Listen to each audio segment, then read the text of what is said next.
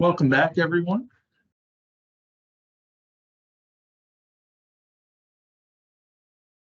Our last presenters have allowed us to forego their introductions today, so we're going to just go ahead and go right into it. We have Bill Cagle, Dr. R. Candy Tate, and Dr. Kathleen Thompson, and their collective presentation is titled Pretty in Pink, Georgia's Marble Industry and the Human Impact on the Land.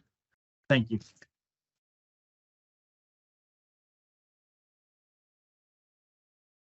Thank y'all. My name is Bill Cagle. I'm a sixth-generation native Pickens County resident and got deep roots in the marble industry. So when Dr. Candy Tate asked me to be a part of this, I was very thankful and excited to do so. So we'll get right to it. The early days of marble was first used by Native American Indians back. We have carbon-dated pieces that's at the Etowah Indian mounds in Cartersville that dates back to the 1400s. And these are marble effigies. And back then, they also used marble to make projectiles, bowls, weapons, and so forth. The Federal Road is a road of history in North Georgia. It led to a lot of historical events. Number one, the development of North Georgia. It began as the Middle Georgia, or the Cherokee trading path, the old Cherokee trading path. And I'll get into how the Federal Road came about. But this is the original path that went through northwest Georgia, through north central, all the way down through Athens, Georgia, to Augusta, Savannah, and had arteries going all the way down to St. Augustine, Florida. Then went all the way up into eastern Kentucky and up to Danville, Kentucky, or eastern Tennessee through to Danville, Kentucky. The Cherokee Nation, essentially where Georgia 400 is, and to the west, all the way down through downtown Atlanta to about I-20, west to the Alabama line, that was the heart of the Cherokee, the Cherokee Nation in Georgia, and it also extended up into eastern Tennessee. The Cherokee Nation was divided between the Upper Town Chiefs, which was led by Chief James Vann, and the Lower Town Chiefs, which was led by Chief Doublehead. The Lower Town Chiefs were more opposed to the building of the Federal Road. The Chief Doublehead argued against the roads being built because he felt too much violence and an invasion would happen. Too much development would happen, and which would breed to hostility and violence. The one thing that a lot of people ask me, what was the biggest, when you did your research, what was the one thing that was most interesting thing that you found? Well, the Cherokees, they're human beings like the rest of us. They could be compromised, and I hate to say it, but they were somewhat like humans. Because we're all corruptible beings. They could be bought off. So Chief Doublehead, he changed his mind in 1805 and supported the Treaty of Tellico that allowed the federal government to build the Federal Road. And legend has it he was murdered for changing his mind by George Saunders, James Vann, and Major Rich. And George Saunders was part Cherokee who lived in what is now Talking Rock, Georgia. Back then, that area was known as Saundersville. Some bullet points about the history of the Federal Road. Again, it was known as the Middle Cherokee Trading Path. Came about through the Treaty of Tellico, which was signed in 1805. The Cherokees were paid $500 for the rights to build the road, and they were charged to maintain the road. In order to maintain the road, they charged tolls to cross the road or to travel the road, and also ferries to cross over rivers and what have you. It made passage and trade accessible from Danville, Kentucky to Augusta, Georgia, down to Savannah to St. Augustine. Taverns were established every 20 to 30 miles, because you got to remember, back in the early 1800s, it was before the railroad. The only way to travel was by foot, horse and buggy, horseback, what have you. And depending on what your mode of travel was, or if you're driving livestock, the Cherokees charged different rates to travel the Federal Road. And these taverns were established as inns where you could water your horses, your livestock. You could get something to eat, spend the night, and what have you. Because again, traveling 20 to 30 miles back then took a long time. It was a lot more difficult than it is today. Plus, you're traveling on a dirt road. On average, the federal road was about a 24-foot wide dirt road. And remember, we didn't have rock crushers, so it was just pure Georgia red clay. And we all know what happens with Georgia red clay when we get a lot of rain like we did this morning. So also missionary stations were throughout the territory. Carmel Station in Saundersville, which is now I'm talking about, that was the one that was in Pickens County. It provided a route for the nation's first major gold rush. It wasn't the first gold rush in the United States, but it was the first major gold rush, which occurred in Dahlonega, Georgia in 1829. White County, Habersham County, all that whole area there. And the gold region extended from around Habersham County all the way down to Cherokee County. And unfortunately, the dark side of history there was that the federal road provided a passage for the Trail of Tears in 1838. It operated in full through the 1840s. It even it was still, portions of it was still operational in the early 1900s. And Pickens County still has the largest section of the original federal road that's still being used today than any other county in the state of Georgia. You heard that saying, "There's gold in them Thar hills." Well, that referred to the gold being discovered in the mountains of North Georgia. In 1828 and 1829 was the first major gold rush. It happened on Cherokee land, which brought in over 10,000 settlers and prospectors into North Georgia that were prospecting for gold. The miners were known as 29ers, and 20 years later, they were known as 49ers going to California. The gold rush produced about $500,000 in gold, which is worth approximately $15 million today. So how did the marble industry come about? Well, it came about through the federal road, played a big important part in the marble industry. Henry Fitzsimmons, he was born somewhere around 1790 to 1795. He was 24 years old when he was a stowaway on a boat coming from Ireland, and he arrived in 1819. He married Miss Elmira Burke, and they lived in Clark County from 1822 to 26, and he was a member of the state militia. He was a stonemason by trade from Ireland. In 1832, he won land lot 172, which is in Pickens County, and he was traveling the federal road. And I can say this, I've got a little bit of Irish blood in me. Being the good Irishman that he was, I know this may sound odd, but he consumed a little bit too much white lightning in one of the ends, became a little bit rowdy and rambunctious, and he was kicked off the stage. Fortunately, it was in the Long Swamp Valley, which is near where his land lottery was. And he stumbled across an outcropping marble, and he saw that it was a very good grade of marble because he was familiar with marble, being a stonemason. And so he moved his family to the Long Swamp Valley. And in 1832, 1836, he started the Long Swamp Marble Company and built the first small finishing mill for monuments and headstones. In 1840, he erected in Lawrenceville, Georgia, and as far as I know, it's still there in the town square, the first commercial use of Georgia Marble Company. There was a monument dedicated to soldiers that fought against the Creek Indians and also in the Spanish-American War against Santa Anna. Henry Fitzsimmons died in a free-for-all knife fight, as legend has it, in a tavern. And family descendants told me that Elmira, well, he was murdered by a gentleman by the name of Mr. John Mundy. Elmira and John Mundy were having an affair, and John Mundy murdered Henry Fitzsimmons. And then he died on Christmas Eve in 1845, excuse me. And 6 months later, Elmira gave birth. They don't know if it was Mr. Mundy's daughter or if it was Henry Fitzsimmons' daughter, but she gave birth to a baby. So that's a little bit of history of the Federal Road and how the Georgia marble or the marble industry was discovered in Georgia.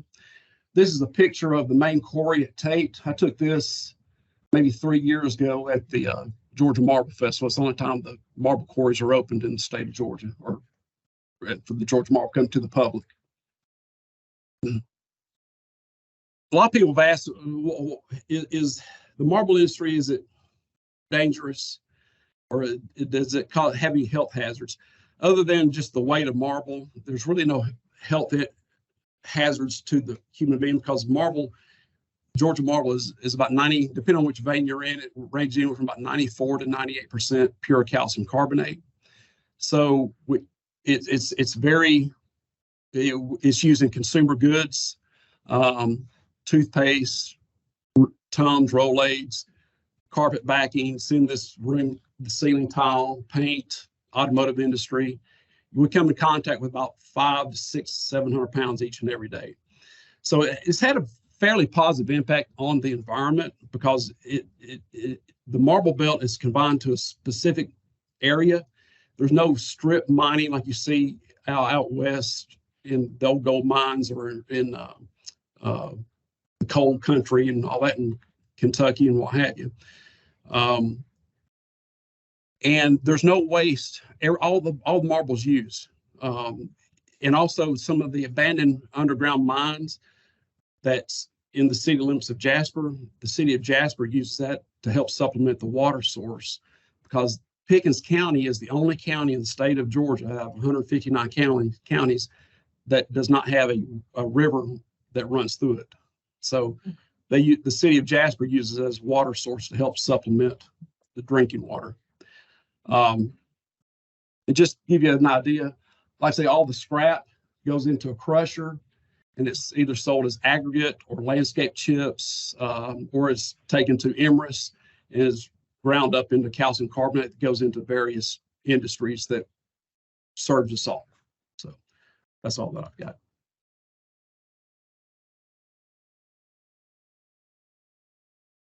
Okay.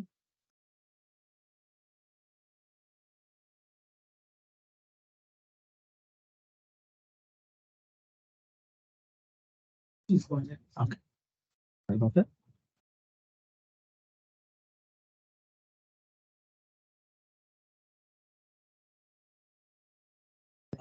So just click down to go over. In this one here? Yes, ma'am. Okay, I'm the pink and pretty in pink.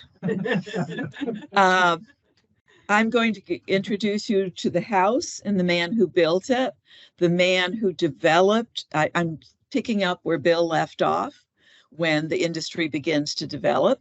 I grew up in the mountains of New York, although I've lived in Atlanta 5 years and in the mountains for 51 years, but I may be using my Yankee voice which means I'm going to be talk fast. Okay. All right. So this is the Tate House Mansion. Practical information. If you're looking for a wedding venue, it's gorgeous. And if you want to see the inside of a house, particularly a house that is full of marble bathrooms, marble everywhere, go there at Christmas time between Thanksgiving and Christmas. The owner that, runs the wedding venue is in the process. Well, she loves Victorian decoration, and it's better than the Biltmore house. I am not kidding. Anyhow, so you can take that home and make practical use of it. Okay, it is a gorgeous house.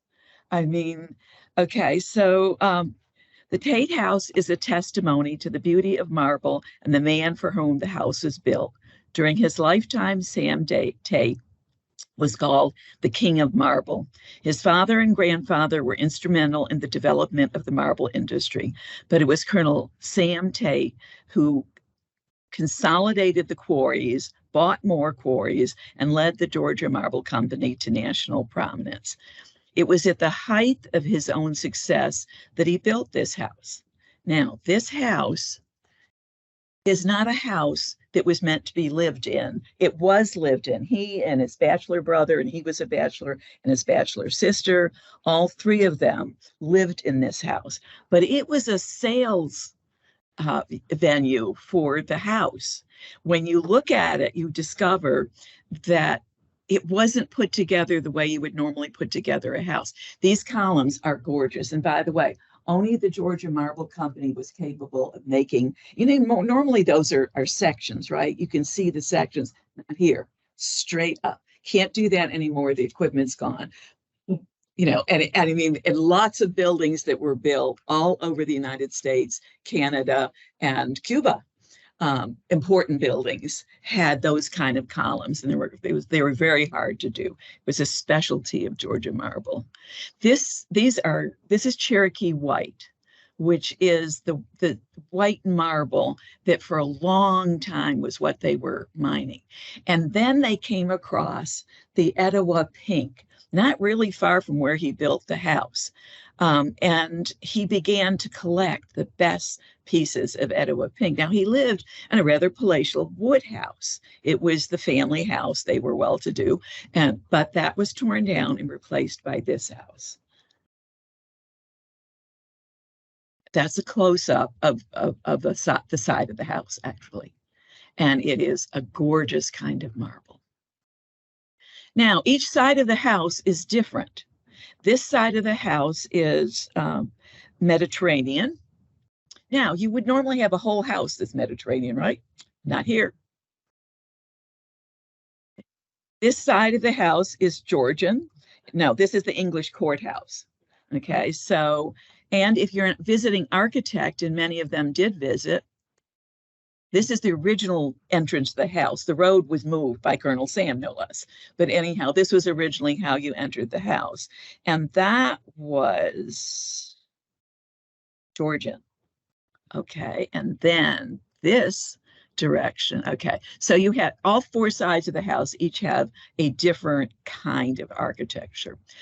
This is, Colonel Sam did before when he was finishing the house, what people used to do that were rich. They made the grand tour of Europe, and he bought stuff all along the way, and he furnished the house by having things shipped back. And this is one of the things that he saw, thought was very attractive, and a lot of things he would have replicated back in his house.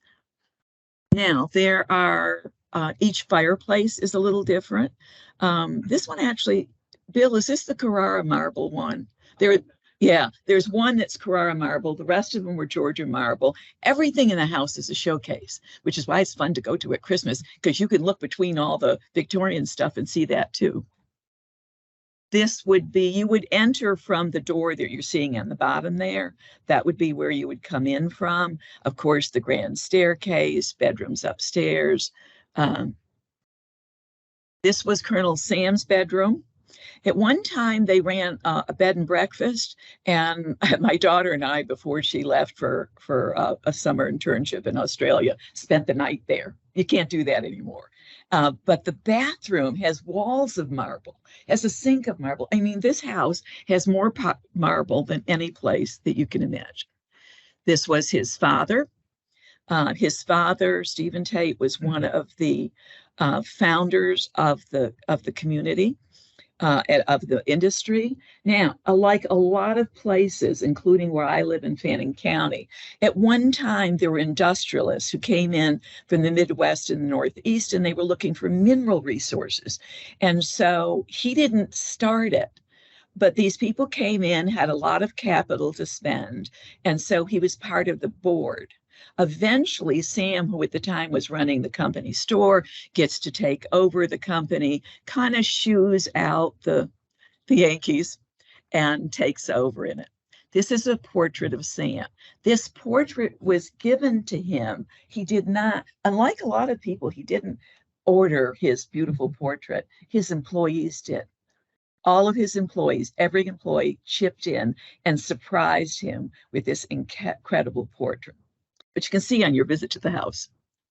Here is Colonel Sam with some of his employees. You will recognize Georgia marble if you go to Washington, D.C. Okay, there, see the columns? Yeah, not many places could do that. And when you're driving down Peachtree, another building that when you go inside, I used to do an art exhibit for, I'm a retired art teacher, and used to do an art exhibit in that building for kids. And I couldn't get over it. Where do you see walls of marble and floors of marble? Anyhow, so you don't have to go far. They do have tours if you want to go inside the building. Okay, so, in 1970, The house was abandoned. Sam had died. His sister lived there for years. And then she was in a nursing home, or she actually is in a suite at the hospital. Anyhow, which function as a nursing home. And it becomes a really awful looking place. And along comes a lady who was just crazy enough to buy it and just crazy enough to restore it. She opened it. She bought it. Ann Laird bought it in 74. She opened it in 84. Her and her husband, the kids, all helped to restore it. And it became a well-known restaurant. People came from Atlanta. And a whole bunch of people, journalists, columnists, freelance magazine writers would come, and they would ask about the man who built the house. And what they would get is sort of rural legend, the stories that kind of went around. And the description of Sam Tate was not accurate. The only one that got it right was Celestine Sibley, which doesn't come as a surprise, does it? Okay, so I would like to look at Sam's life in a more nuanced way than all the columns that describe him as a dictator, as a king with unlimited powers. And yeah, he kind of did have some of that, but that was not all there was to him. Okay, so by 1925, he had a workforce of 1,200 employees with a payroll of $175,000. That means that with the families that went with them, he had dominion over 5,000 people. And yeah, he had some rules. Okay, if you lived in Tate, you could not drink alcohol. You could not smoke. Even management was told, forget a promotion if Sam sees you smoking. So a lot of people were hiding in corners, smoking. Gambling. And for a time, you were not allowed to drink Coca-Cola. He eventually relented and they were allowed Coca-Cola. Okay, so when people heard that and those kind of restrictions, while he was in Europe, he was going to build a swimming pool. And then his sister-in-law told him what the size bathing suits were in that era, which we would think is pretty covering, but he was quite shocked and the pool got filled in. So you had to live with his rules. And that was a personal choice. You could live somewhere else. But if you chose to live with his rules, how did he control all these 5,000 people? Well, it's called land and company housing, but it went beyond company housing. Every inch of land in Nelson and Tate was owned by the company or the Tate family. So if you got caught smoking and he fired you because he happened to walk by when you were smoking, what happens to you? You got to leave town. You have to take your kids out of school. You have to go get a job somewhere else. So, you had the choice. Now, you had to accept his rules. There was no doubt about that. And the best one was the criminals. If you murdered somebody, he would turn you over to the sheriff. But if you just stole from the company or beat up your neighbor or whatever, you got fired from the company and he left and you had to leave town. So every criminal that got in trouble didn't necessarily put on trial. They just got sent to bother somebody else. So wouldn't that be nice if we could do that today? Okay, so this sounds pretty terrible in terms of being a very domineering person, but there were things that Sam Tate did that no other company town did. There were ways in which he truly managed this community. Now, Sam Tate was a rounder when he was young, and he always wore high button collars because he had a scar. I have an Inspire sleep apnea scar here. It's about where he had it, and he always had to wear high collars. But when mother died, he got religion. And he suddenly became a very devout Christian with the accompanying rules in which you were going to have to do. Okay, so one thing was you had to quit work at 4 o'clock. Everybody left work at 4 o'clock, with the exception of 1 or 2 people that had to maintain pumps and things, because he believed that families should eat dinner together. At one point in time, it is dangerous, sometimes working in quarries. And so there were 5 widows. This is in 1930. The Social Security checks haven't started. He finds out that even though he isn't charging them rent, that they're taking in laundry, they're washing floors because, that's all they can do to maintain their children. And so instead of giving him a dole, he opens a sewing factory. And in that sewing factory, these 5 ladies and others who, the husbands died of natural causes, begin to sew dresses, children's clothing. That isn't enough, though. He's at the school and he's walking around the school with the principal, and he notices that some of the manager's daughters have cashmere sweaters and hose, and some of the workers' daughters do not. And so he decides he gets his sister-in-law, Bessie, together with him, and he decides that what they're going to do is they're going to have a uniform, except the ladies are going to sew it, and you're going to have a choice of 4 or 5 different designs. It's not ugly. It's not a Catholic school uniform. It's actually different designs, different fabrics, but it levels the playing field between the manager's children.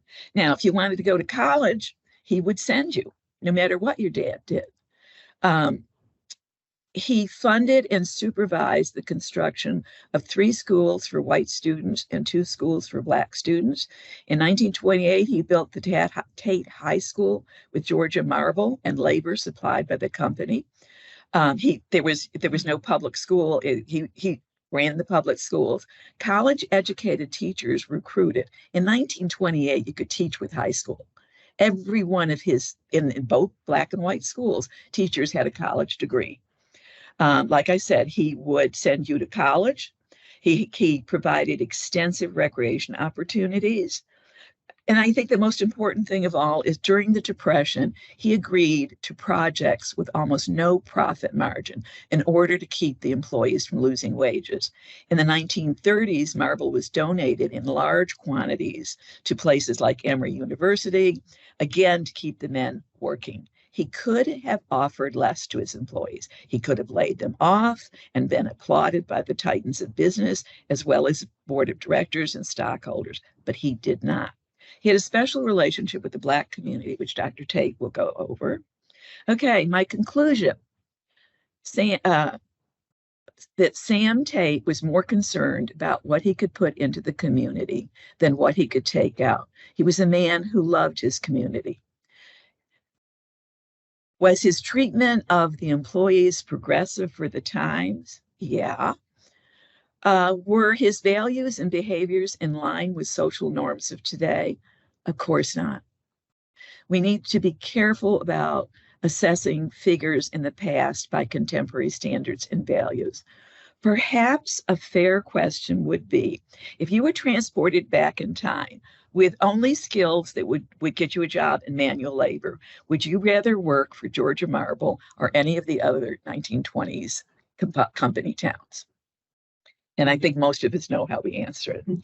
The influence of Sam Tate endures today in ways that are different than Sam would have predicted. The marble industry continues, not as Sam would have it, in monumental public architectural projects, but it's a substantial and profitable industry. Indeed, the landscape in Tate, Nelson, Marble Hill, and Whitestone will never return to their original state. Marble quarrying and mining continues in what to date has been a sustainable way. All of this due to Sam Tate. Okay, when you're at the Tate House at Christmas touring, the owner paid me to write this book. The only time you can buy it anywhere in the whole world, it's not even on their website, is at the Christmas. So if you're in the gift shop at Christmas, doesn't give me a penny, but it's a great book.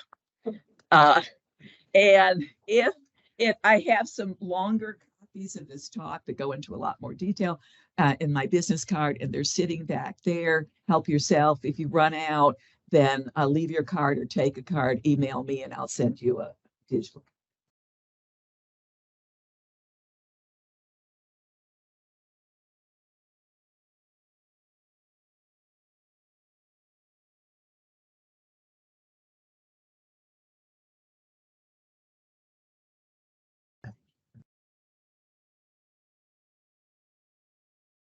So the true test, 5 minutes to 4. Please give me your undivided attention. Thank you so much for hanging around and sticking out with us today, Pretty in Pink, the human impact of the land from an African American perspective. So here we've talked about the Etowah Marble, and for myself, an alum of Emory University and working there for over 30 years, I've seen a lot of it. Little did I know that in 92, when my father would pass, that the room for the Carlos Museum that's dedicated to him would be trimmed in the same marble. Or did I realize when I would teach this year at Tuskegee University that I would again see this pretty and pink marble on the base of the George Washington Carver bust.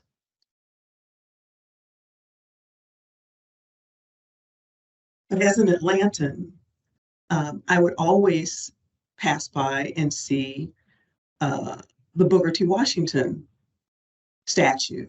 And again, there is our beautiful Etowah marble.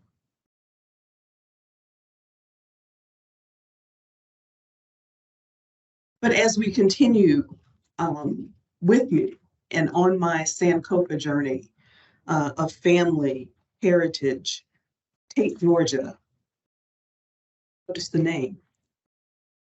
My last name. I was in search of, and my mother, who's with me in the back, listening on, has not heard this yet. But as we purchased land after my father passed at Big Canoe, I did not know this story. In 92, Kathy, as you shared, we stopped at the Tate Mansion, thought it was, this will be cute. We'll go in and we'll say we're Tates. At the restaurant, it was a restaurant at the time. But as I continued to go back and vacation, more questions than answers came about. I would visit the cemetery, and it would be a quandary to me why the big Tate mausoleum on one side of the tracks is very different from the African American cemetery on that side of the tracks.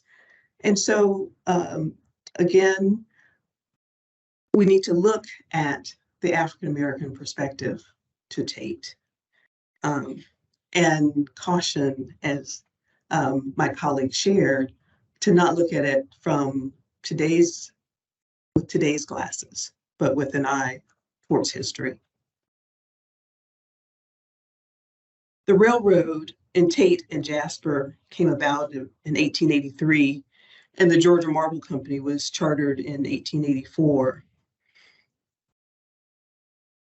You could see that early records of the slave schedule had 241 enslaved, owned by 36 local landlords, landowners. And that Sam Tate had 31, William Tate, his brother, had 5, and had 25, and there were 5 slave homes. But in 1839, the number of slaves that were members of Talking Rock Baptist Church, along with their owners. So we see this close connection between whites and blacks in that mountain town, and it continued.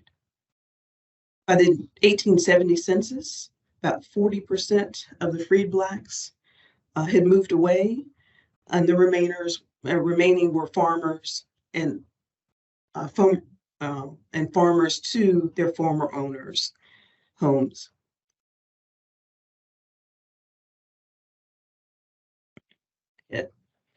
But the Georgia Marble quarry, as we see here, did have African American workers.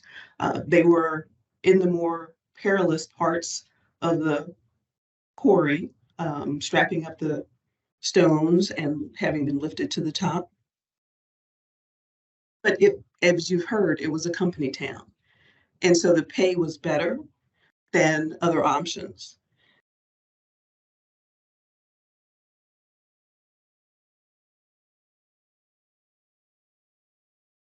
And was shared by Tate. If you owned the land, he had the power to remove anyone that was considered undesirable at the time.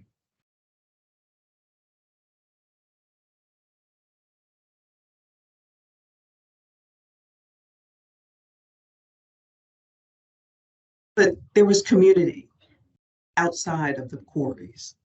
And this is what excited me about seeing some of these photos from the archives. The Order of Odd Fellows, that community included not only the church, but professional and social organizations. Here you see a parade. The Order of African American Odd Fellows was a mutual aid and fraternal organization established in 1843 for disenfranchised African Americans who could not join the white club. Someone who my colleague had researched is George Collins, and he was a brick and stone mason and carpenter for Sam Tate. And turns out that he was the foreman that actually built the Pink Mansion. So as we look at history, there are also those many places where African American presence is there, and we might be unaware of it.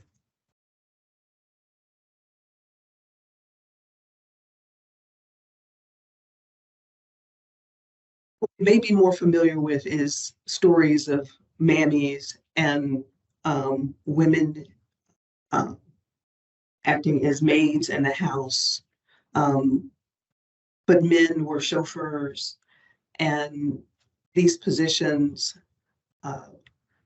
within and so close to the white families made those houses that we see today possible. The cleaning, the caring, the preserving, of space.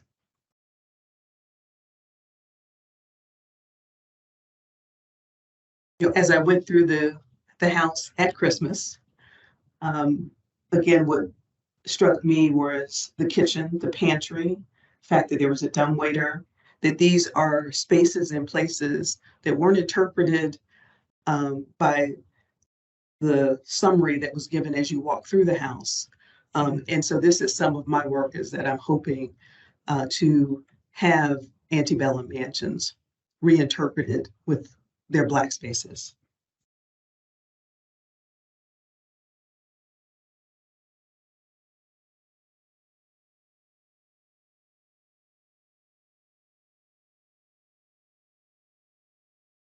Education is very important in the African American community. We saw that Colonel Sam was very instrumental in providing teachers for both Blacks and whites. There is historical record of names like Homer and Lula Green, and then Ike and Sally Lou Anderson that took over when the Greens left as boarders in the schoolhouse that provided education for the African American community.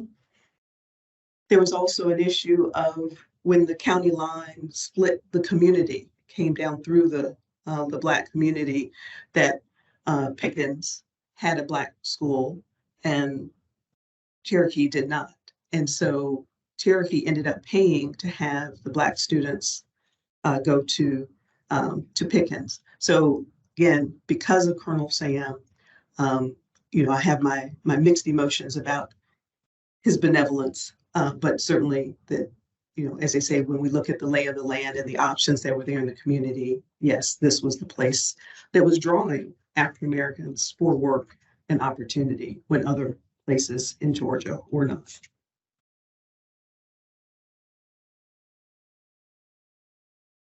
This particular church struck my fancy when I traveled, but this is a picture from 2009 when it was still an active church.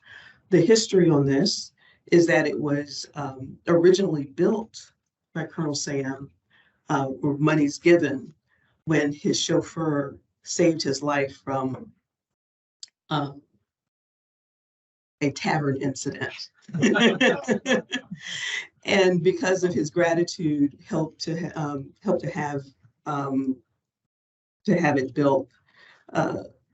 The Methodist Church is what it was originally, and then later on, that community disbanded, and the Georgia Conference that was providing them with a pastor, ended up closing it down, and it stood vacant for about 20 years.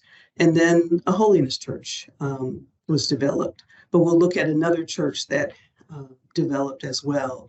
So as we see in Black community, it's not all one faith, not a monolith. And so we had various religious practices that were going on and supporting community.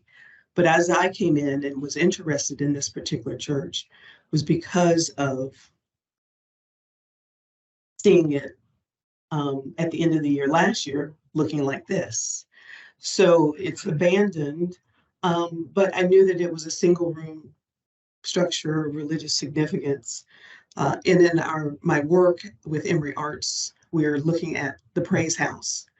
And so where the Praise House was in plantation life, and then as we move away from enslavement to building our own religious institutions, the importance of faith practices and how they continue, and the interesting dynamic and classism, as I would say, between, say, even the Black community and how they felt about the Holiness Church versus one of the traditional churches that, again, at some point in the church's history had us, sitting in the balcony, back in the balcony in a way and separate from the main congregation. So these stories of faith, community, the church wasn't just the church. It was the church on Sunday, Monday through Friday, it was school. Evenings, it was Bible study or community activity. So it was a meeting house and brought community together. So it was very important. So then to see it, and you see it's right by the artery of the local railroad and getting to Georgia Marble was very important as it cut through the Black community. Yeah, close up.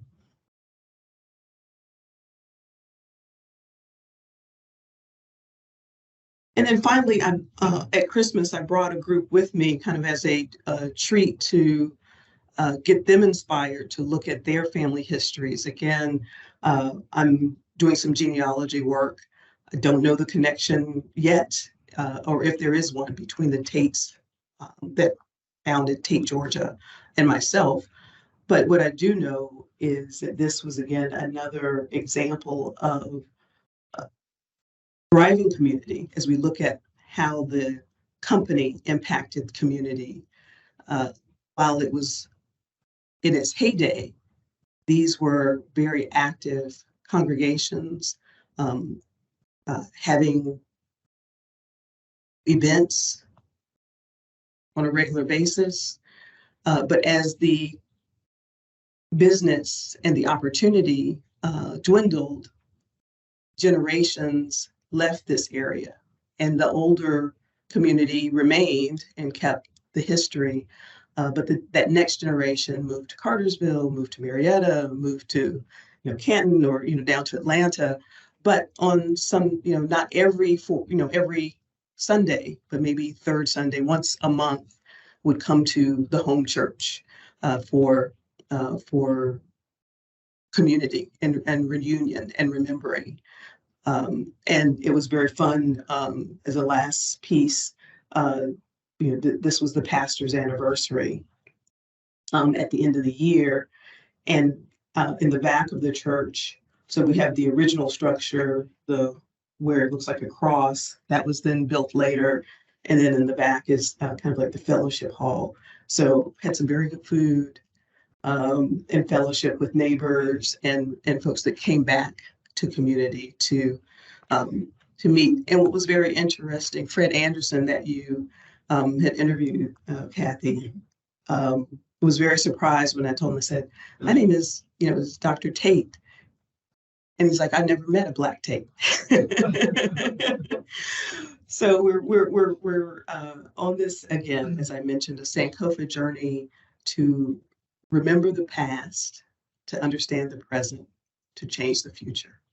Thank you.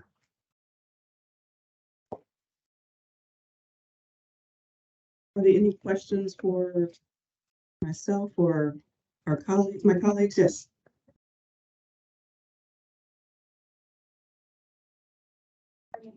On the Trade House project. Hoping to preserve things before for the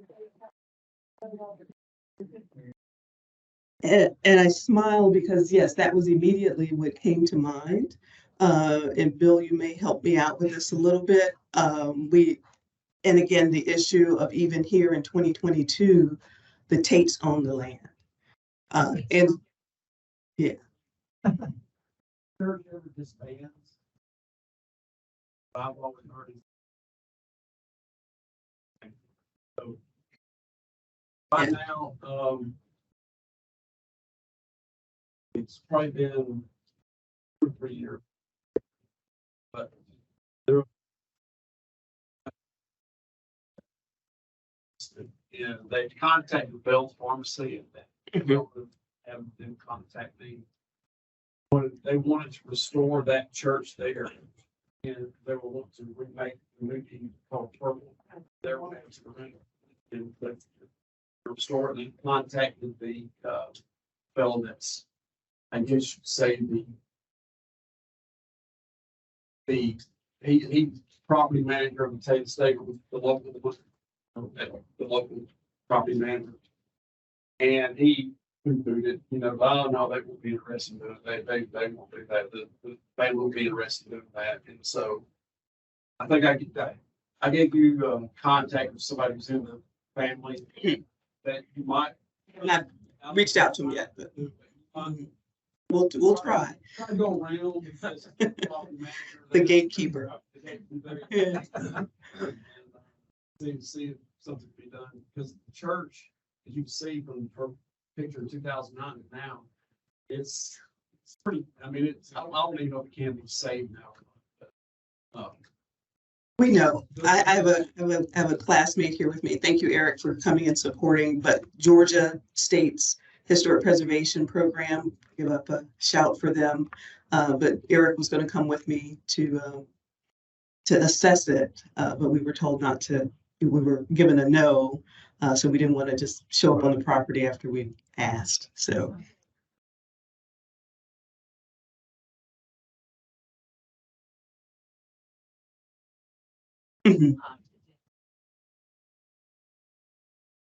Yeah, that's really dwindled. Yeah. The technology it's not nearly as manual intensive as it was even 30 or 40 years ago.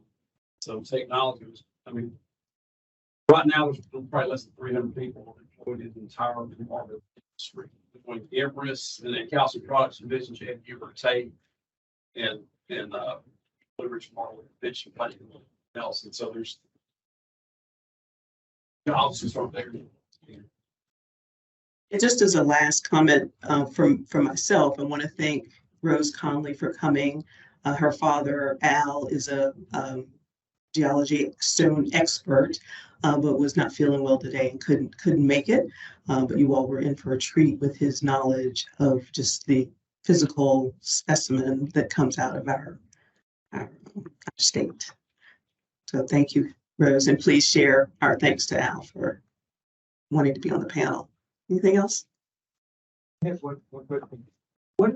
the life expectancy of a quarry? Do we know those things until the end, or? It will. There's enough marble there. Glass. Great grandkids. Amazing. They estimated with today's demand. Wow. And it's a very large deposit. They haven't scratched. The quality changes. It goes from Cherokee County all the way to Murphy, North Carolina. But the further you get from Tate, the quality goes. They estimate that the picture that my back for you there, they estimate years ago geologists stopped drilling at 2,000 feet. They were still in marble, so it's good. And this area may less than 200 feet deep now. So.